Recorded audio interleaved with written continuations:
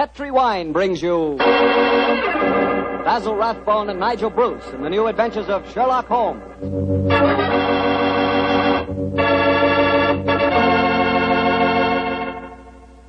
The Petri family, the family that took time to bring you good wine, invites you to listen to Dr. Watson tell us another exciting adventure he shared with his old friend, that master detective, Sherlock Holmes.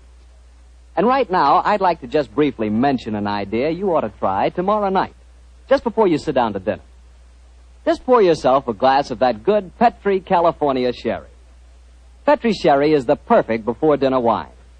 Its cheerful, glowing amber color looks festive and, well, it sort of lends an air of importance to the occasion. And as for the wine itself, just taste it. That Petri sherry is not just ordinary wine, no, sir. One sip and you know that wonderful sun-ripened grapes went into its making. Yes, and you know that Petri sherry was carefully watched over every step of the way. Incidentally, Petri makes two kinds of sherry, regular sherry and Petri Pale Dry. If you're not sure just which kind you and your friends will like best, try them both. Don't buy one, buy two. But when it comes to sherry, or any other wine for that matter, be sure you always buy Petri.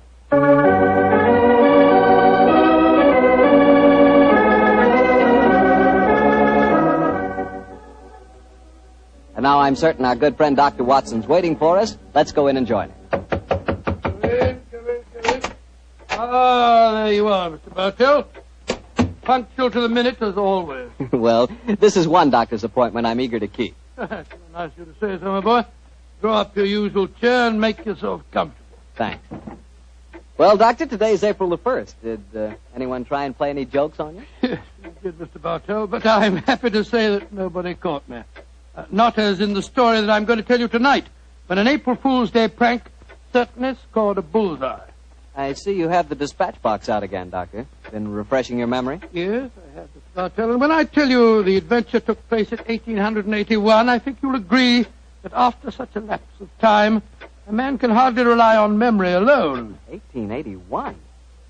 Say, Doctor, tonight's adventure must have been one of the really early ones. Yes, it was indeed. In fact, to be exact, it took place only a little while after Sherlock Holmes and I had first met and had taken up lodgings together.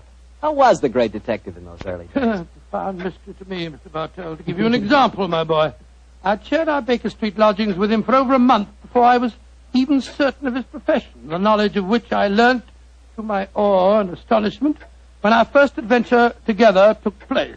Oh, that was the one you called a study in scarlet, wasn't it, That's Doctor? right, Mr. Bartell. What a memory you've got, study in scarlet. But even after that adventure, I found myself wondering at times what I had let myself in for, sharing lodgings with such a strange companion. It was in one of those moods of doubt and confusion that my story begins. Late one March evening, I found myself in the neighborhood of Piccadilly Circus. It was cold, and a steady drizzle of rain had dampened my spirits. I thought that a glass of wine and the sound of music would put me in a better mood. And so, Mr. Bartell, I entered the Criterion restaurant. As I sat with a glass of rare vintage port at my elbow, the orchestra playing a dreamy Strauss waltz in the background, I couldn't help thinking of the last time that I'd been there. It was the night I met a young medical student by the name of Stamford. He was the man who first introduced me to Sherlock Holmes. Suddenly, I felt a clap on my shoulder. I turned, and to my amazement, once again young Stamford was standing before me. Watson, or should I say Dr. Watson. How are you, my dear chap? Hello, Stamford. Come and sit down. Thanks. I'm glad to see that you're not holding any grudge against me Why on earth should I do that? for introducing you to Sherlock Holmes. I've reproached myself ever since. I think he's as mad as a hatter. Not at all. He may be eccentric. In fact, I'll admit that he is eccentric, but he's an extraordinarily interesting fellow.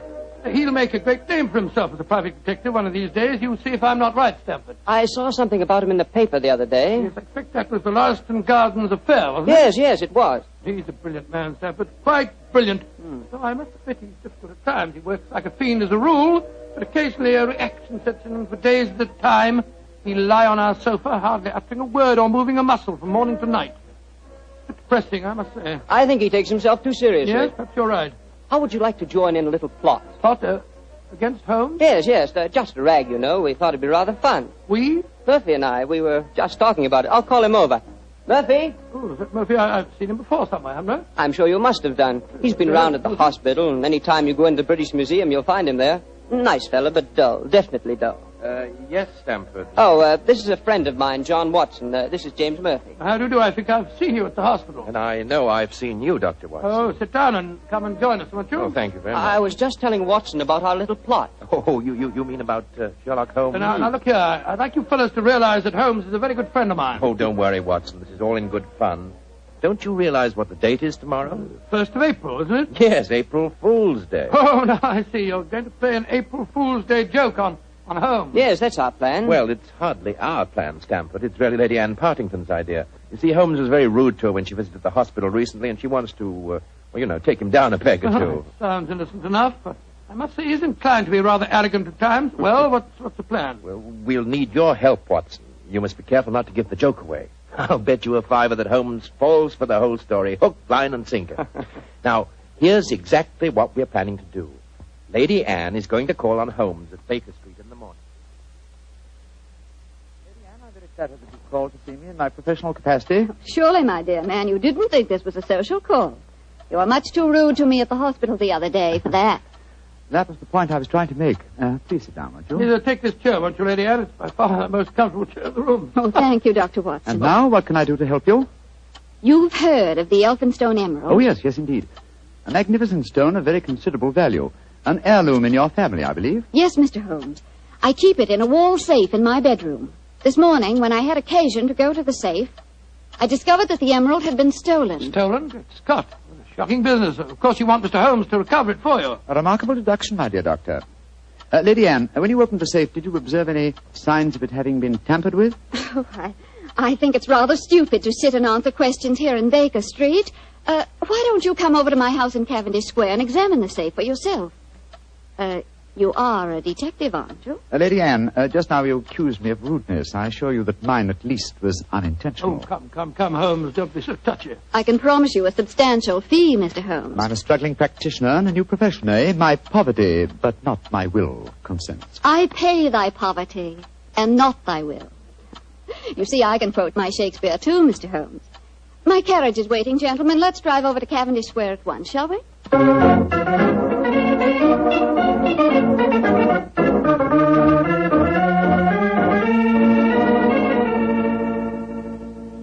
This is the wall safe, Mr. Holmes. Not too difficult a safe to crack for an expert. You placed the emerald in it last night, you say? Yes, when I went to bed. And this morning, it had gone. Well, surely, Holmes, this is a good occasion to use that magnifying glass that you're always fitting about with. Excellent occasion, my dear doctor. That's why I brought it with me. Uh-huh. That's very interesting. What is it? This safe was opened by an expert. There isn't a sign of its having been forced. Hello. What have you discovered? There's a peculiar tarnish on the steel knob. It was obviously handled by someone whose fingers are habitually stained with chemicals. Amazing, Holmes. Elementary, my dear doctor. Where does that door lead to? My boudoir. I should like to examine it if I may. Oh, but of course. Thank you, Lady Anne. Dr. Watson, this is the most beautiful April Fool's Day fraud I've ever I played. must say, Murphy was right. He has fallen for it. Hook, line, and sinker. Just the same, I'm beginning to feel guilty. I can't help feeling a bit disloyal. Oh, nonsense. It's all in fun. Are Stamford and Mr. Murphy listening? Yes, they're next door in my drawing room. I'm sure their ears are positively glued to the keyhole. Well, I do hope Holmes won't be angry with me. Here he comes. Nothing of any interest in there. The windows haven't been tampered with. We may presume, therefore, that the thief did not enter by an upstairs window. Lady Anne. Yes, Mr. Holmes. This room has not been touched since you discovered your loss? Oh, no. I told the servants to leave it exactly as it was while I came to fetch you. Splendid. Deep pile carpet, eh? Could be better. The thief was a tall man with a long stride. Oh, come, Holmes. I know your methods, but there aren't any footprints on this carpet that you can identify, even with your magnifying glass. My dear doctor, I've studied many crimes, and I've never seen one yet that was committed by a flying creature. As long as a criminal remains on his two legs, there must be some trifling displacement can be detected by a keen observer. I assure you that the marks on this carpet indicate that the thief was a tall man with a long stride. Traces of tobacco ash, pipe tobacco, shag tobacco that sells at 4p an ounce. Oh, now, really, Mr. Holmes, how can you possibly identify an individual tobacco? Oh, it's a hobby of mine. In fact, I've even written a monograph on the subject. Now, one more look at the safe itself. Hello. What's this powdered dust here? It's rosin. Distinct trace of rosin. Lady Anne, I suggest that you get in touch with Scotland Yard at once. You mean that you've solved it, Holmes? I mean, my dear doctor, that I can give you a reasonably complete picture of the thief, and that picture is so individual that I'd be surprised if it would fit more than one man in London. Why, this is pure magic, Mr. Holmes. Please describe him to me. Well, he's a tall man. The width of his stride indicates that, and he's thin. Well, what enables you to tell that, Holmes? His footprints have made a remarkably light indentation on the nap of the carpet. Our thief dabbles extensively in chemicals, as indicated by the tarnishing of the knob on the safe, and the traces of rosin would suggest that he plays the violin also. He smokes shag tobacco, has a great practical knowledge of the ways of combination locks, and he's obviously in close contact with the criminal classes. How do you know that, Mr. Holmes? Well, he wouldn't steal a famous stone unless he knew how to dispose of it through some trustworthy fence. Yes, it's a very comprehensive picture, Holmes. I almost feel as if I knew the chap. Thank you, Doctor. I'm sure there's only one man in London, and it shouldn't be hard to trace him. I agree entirely, Mr. Holmes. Dr. Watson, I think the joke has gone far enough. Joke? What do you mean? You're quite right, Holmes, in saying there's only one such man in London. You've just given a perfect description of yourself. April Fool. Dr. Stamford, Mr. Murphy, you can come in now. April Fool, Holmes. April Fool. April Fool.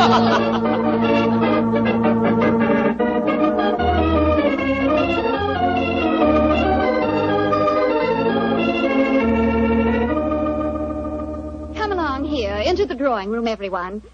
Let us drink a glass of wine to Mr. Holmes, who has so graciously forgiven us for the little trick we played on him. And also to Dr. Stamford, who thought of the whole idea. No hard feelings, Holmes. Oh, no, Doctor. No, it was a rather embarrassing experience. When Murphy told me about the plan, I just couldn't resist joining him. Ah, here you are, Holmes. Here's a drink. Thank you, Stamford. You know Murphy, don't you? No, I don't think we've met. How do you do, sir? How do you do, Holmes? How did you like the little game we played on you? It was rather a salutary experience. I suppose you gave them all the details to build up the picture of me, eh, Doctor? As a matter of fact, I did, Holmes, and knowing some of your methods, we tried to plant every clue that you'd pick up. Very neat job, too, and incidentally, a perfect example of the dangers of deductions based on purely circumstantial evidence.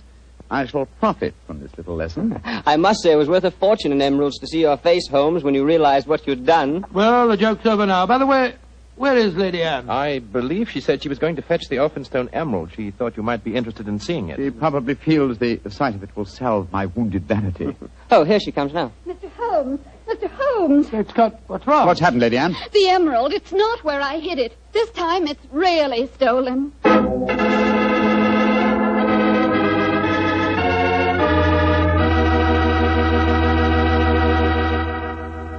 Dr. Watson's story will continue in just a few seconds, so I've just time to remind you that there are many, many different types of wine.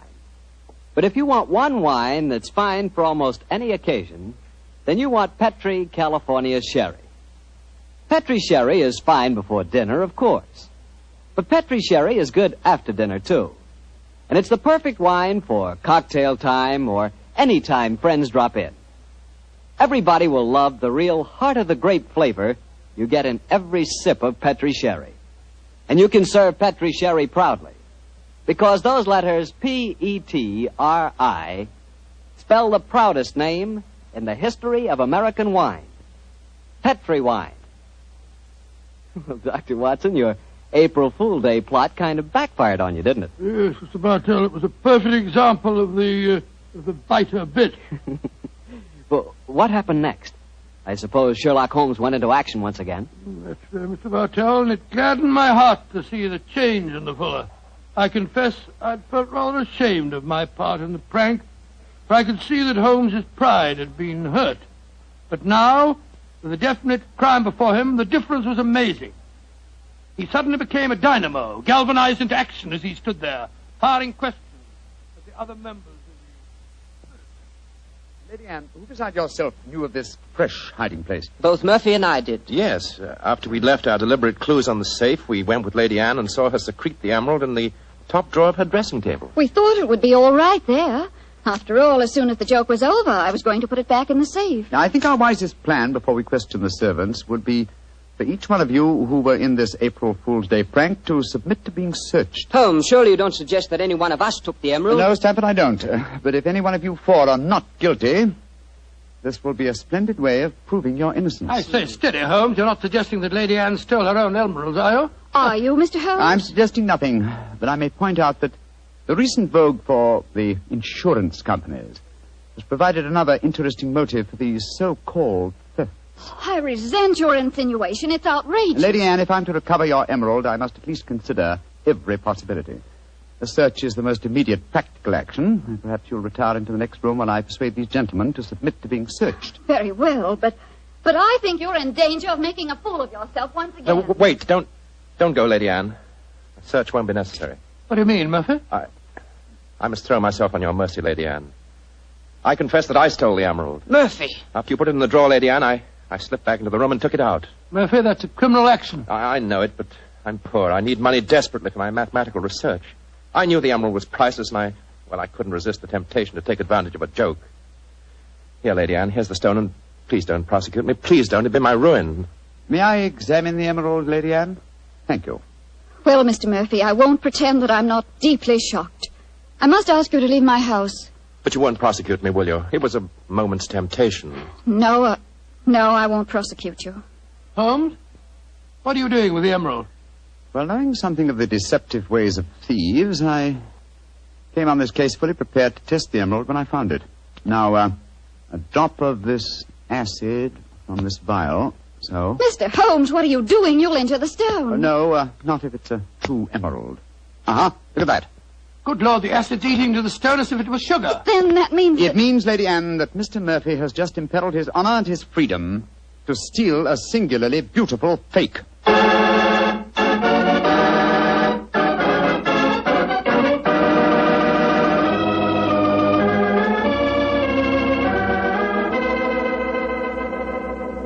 Mr. Holmes, this joke has turned into a nightmare. Is there no way of recovering my emerald? I hope so, Lady Anne. I've been taking steps in their logical order. The servants have all been questioned. We've searched Mr. Stamford and Mr. Murphy. Yes, most humiliating experience. Made me feel like a criminal. Well, personally, I was only too thankful to submit to a search this time. I knew I had nothing to worry about. And you yourself, Lady Anne, you consented to being searched by the police matron that Holmes sent for? Only because he threatened to send for the police if I didn't.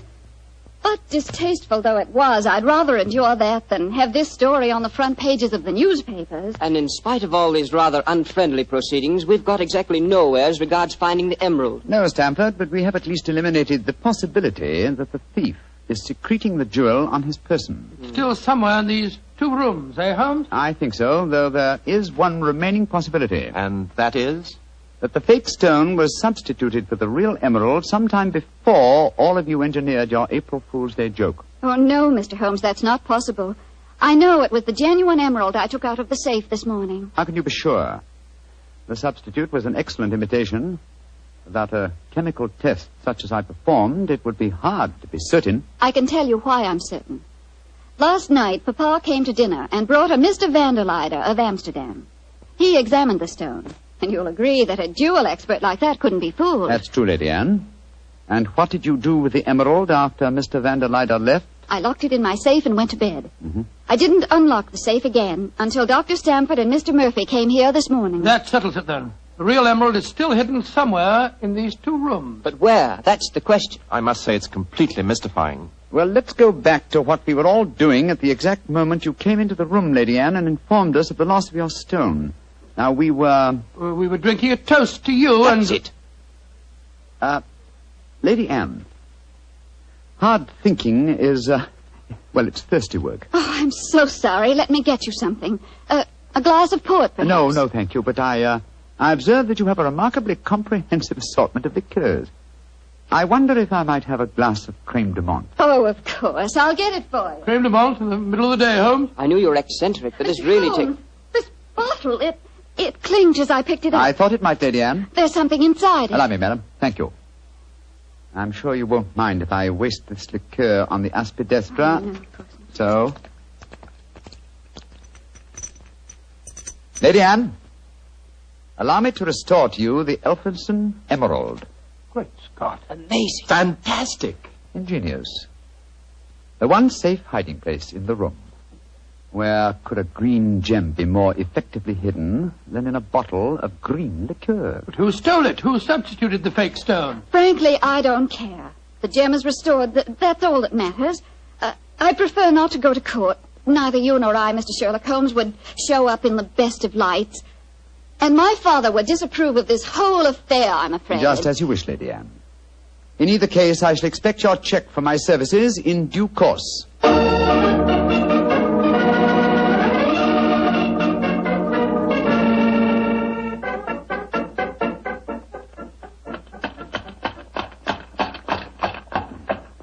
Well, here we are at the Criterion again, Stamford. Won't you come in and join us for lunch? Thanks, Watson, but I'll keep the cab and go on. I actually have a patient this afternoon. A rare and delightful experience for a young doctor, as you probably know. As rare and delightful as a client is for a young detective, Stanford. I quite understand, and I'm correspondingly grateful to you for your profitable hopes. I'm glad it was profitable for you. Personally, I feel pretty stupid about the whole thing.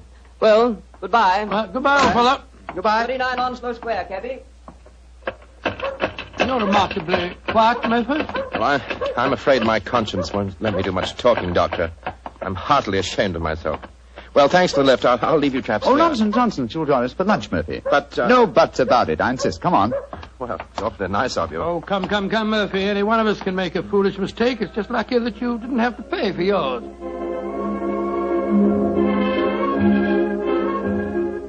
Monsieur wishes a table. Yes, for 3, please. This way, monsieur.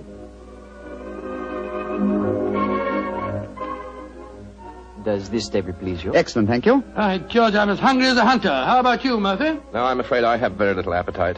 This whole case has upset me dreadfully. You mustn't take it so much to heart, Murphy. By the way, Doctor, I'd like to have your opinion on the case. Who do you think staged the theft of the emerald today? Perfectly obvious to me. Lady Anne Partington did it herself to collect insurance money. If she hadn't, she'd have insisted on your finding the thief. But you needn't worry, old chap. You'll get your fee all right, I'm sure of that. Oh, I'm not worrying about the fee. But I assure you, Lady Anne did not engineer that fraud today. You mean that it was Stamford? Tell him who was responsible, my dear Murphy. But how should I know? Oh, come now, Murphy. Let's not fence any longer.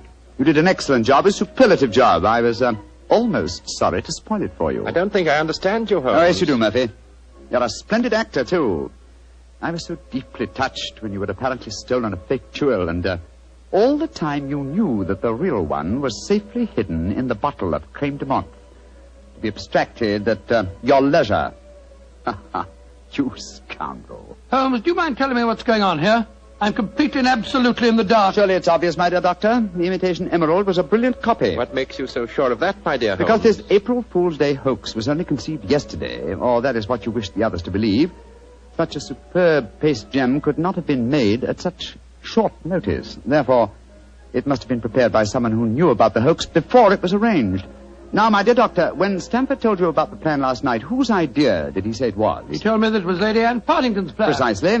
And yet Lady Anne referred to it today as Stamford's idea. Obviously, you, my dear Murphy, presented the plan to each as the notion of the other, and so only you could have arranged the real theft behind the hoax. I repeat, a splendid job. Thank you, Mr. Holmes. May I also compliment you on your cleverness in frustrating my plot? Look here, what is all this? One of you is a criminal, the other is a detective. Yet you're throwing each other compliments as if you were in the same profession. The dividing line between the criminal and the criminal investigator is thinner than you might imagine, my dear Doctor. How very true, my dear Holmes. Would you consider coming over to my side of the line? Together we'd make an unbeatable team. Oh, you flatter me. Nevertheless, I must decline your offer, Mr. Murphy. Oh, a pity. On your side of the line, you'll never be a rich man. By the way, for your edification, my name is not Murphy, though Stamford insists on thinking it is. Then what is your name, you scoundrel? Your friend says the word scoundrel so much better than you, Doctor. My name is Murtry. Oh, indeed. Spelled M-U-R-T-R-Y? No. Dear me, I have so much trouble with my name. People will either misspell it or mispronounce it. I'm afraid I'll have to begin calling it the way it looks. M-O-R-I-A-R-T-Y. Moriarty. Moriarty. I shall remember that name. I have a feeling we shall meet again. I trust that we shall. You've won the first round, Sherlock Holmes, I admit that. But I believe that a return match is indicated. I shall look forward to it, Moriarty. And now, Doctor, I can't stand your baleful glare any longer. Let's order lunch, shall we?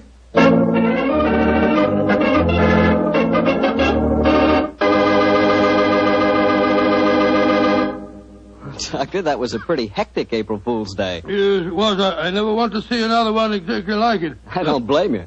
You know, I'd sure hate to have someone come to my house and pull a trick like that on me. Why, Mr. Bartell, do you have a precious emerald you fear may be stolen? Are you kidding? I wouldn't know the difference between a precious emerald and a piece of green glass. But when it comes to rubies, now that's something else. Oh, you would know a ruby when you saw it? Sure, because a ruby has exactly the same color as a glass of Petri California port held up to the light. Mr. Bartell, you can find more excuses for talking about Petri wine than any man in the entire world. Believe me. Excuses, Doctor? I don't need an excuse to talk about Petri wine. Why, there's a wine that actually speaks for itself. If I may borrow a phrase from Shakespeare or somebody. There's no other wine quite like Petri wine because only Petri wine is made by the Petri family. And the Petri family has been making wine for generations. They've been handing down from father to son, years and years of knowledge and experience of the fine art of turning luscious grapes into clear, fragrant, delicious wine. Yes, and because the making of Petri wine is a family affair, those letters P-E-T-R-I on a bottle of wine are the personal assurance of the Petri family that every drop of wine in that bottle is good wine. You never miss with a Petri wine because Petri took time to bring you good wine. Well, Dr. Watson, what's the prescription for next week's story? Well, next week, Mr. Bartell, I'm going to tell you a rather unusual story. It concerns a series of strange disappearances and a murder without apparent reason, and yet it was a case that Sherlock Holmes solved without ever meeting any of the suspects. I call it the singular affair of the disappearing scientist. Well, I'm sure we'll all want to hear that one, Doctor. Oh, I'm sure. Well, well, before you go, Mr. Bartell, I want to urge our friends to do all they can to save on the use of all wheat and rice products, and also fats and oils. There are millions of families literally starving to death in Europe and Asia. They're not being asked to give them our food. They're just being asked to take it easy on certain foods so that there will be some left for them to buy. I know there isn't one person listening to me tonight who would knowingly let anyone starve. And remember, unless you do help, thousands of little children will starve. So please, let's share a meal and save a life.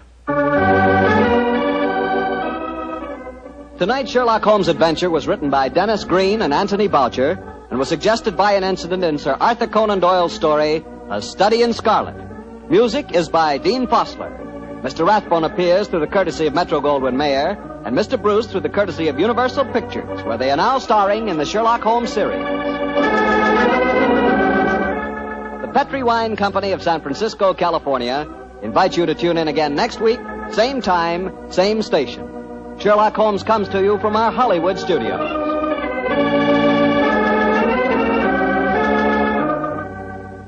This is Harry Bartell saying goodnight for the Petri family. For a solid hour of exciting mystery dramas, listen every Monday on most of these same stations at 8 o'clock to Michael Shayne, followed immediately by Sherlock Holmes. This is the Mutual Broadcasting System. Petri sherry is not just ordinary wine, no, sir. One sip and you know that wonderful sun-ripened grapes went into its making. Yes, and you know that Petri sherry was carefully watched over every step of the way. Incidentally, Petri makes two kinds of sherry. Regular sherry and Petri Pale Dry. If you're not sure just which kind you and your friends will like best, try them both. Don't buy one, buy two. But when it comes to sherry, or any other wine for that matter, be sure you always buy Petri.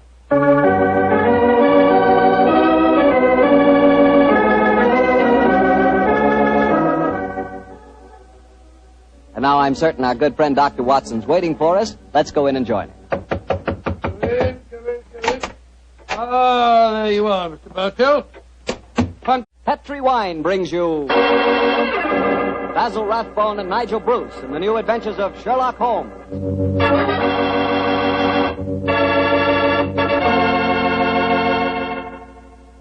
The Petri family, the family that took time to bring you good wine, invites you to listen to Dr. Watson tell us another exciting adventure he shared with his old friend, that master detective, Sherlock Holmes. And right now, I'd like to just briefly mention an idea you ought to try tomorrow night, just before you sit down to dinner. Just pour yourself a glass of that good Petri California sherry. Petri sherry is the perfect before-dinner wine. Its cheerful, glowing amber color looks festive and, well, it sort of lends an air of importance to the occasion. And as for the wine itself, just taste it. At Mr. Bartell, I entered the Criterion restaurant. As I sat with a glass of rare vintage port at my elbow, the orchestra playing a dreamy Strauss waltz in the background, I couldn't help thinking of the last time that I'd been there. It was the night I met a young medical student by the name of Stamford. He was the man who first introduced me to Sherlock Holmes. Suddenly, I felt a tap on my shoulder. I turned, and to my amazement, once again young Stamford was standing before me. Watson, or should I say Dr. Watson, how are you, my dear chap? Hello, Stamford. Come and sit down. Thanks. I'm glad to see that you're not holding any grudge against me Why on earth should I do that? for introducing you to Sherlock Holmes. I've reproached myself ever since. I think he's as mad as a hatter. Not at all. He may be eccentric. In fact, I'll admit that he is eccentric, but he's an extraordinarily interesting fellow. He'll make a great name for himself to the minute, as always. Well, this is one doctor's appointment I'm eager to keep. Nice of you to say so, my boy. Draw up your usual chair and make yourself comfortable. Thanks. Well, Doctor, today's April the 1st. Did anyone try and play any jokes on you? Yes, you did, Mr. Bartell, but I'm happy to say that nobody caught me. Not as in the story that I'm going to tell you tonight, when an April Fool's Day prank certainly scored a bullseye. I see you have the dispatch box out again, Doctor. Been refreshing your memory? Yes, I have, Mr. Bartell. And when I tell you the adventure took place in 1881, I think you'll agree that after such a lapse of time, a man can hardly rely on memory alone. 1881? Say, Doctor, tonight's adventure must have been one of the really early ones. Yes, it was indeed. In fact, to be exact, it took place only a little while after Sherlock Holmes and I had first met and had taken up lodgings together. How was the great detective in those early days? Profound mystery to me, Mr. Bartell. To give you an example, my boy, I'd shared our Baker Street lodgings with him for over a month before I was even certain of his profession, the knowledge of which I learnt to my awe and astonishment when our first adventure together took place. Oh, that was the one you called a study in scarlet, wasn't it, That's Doctor? right, Mr. Bartell. What a memory you've got, study in scarlet. But even after that adventure, I found myself wondering at times what I had let myself in for, sharing lodgings with such a strange companion. It was in one of those moods of doubt and confusion that my story begins. Late one March evening, I found myself in the neighborhood of Piccadilly Circus. It was cold, and a steady drizzle of rain had dampened my spirits. I thought that a glass of wine and the sound of music would put me in a better mood, and so